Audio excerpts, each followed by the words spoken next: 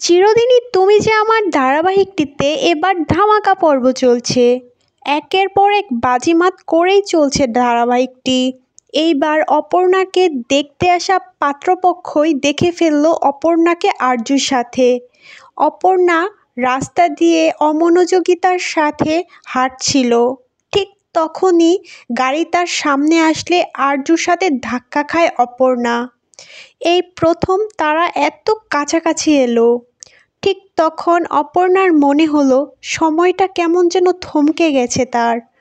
তার মনে একটা দমকা হাওয়া বয়ে গেল। এটা কি তবে প্রেমে পড়ার লক্ষণ প্রকাশ পাচ্ছে? অপর্ণা কি তবে আরজুর প্রেমে পড়ে গেল?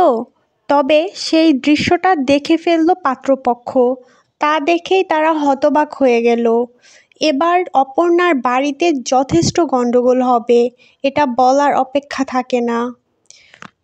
অপর্ণাকে যদি অন্য জায়গায় বিয়ে দিয়ে ফেলে তাহলে আরজুর সাথে তার মিলনটা হবে কিভাবে?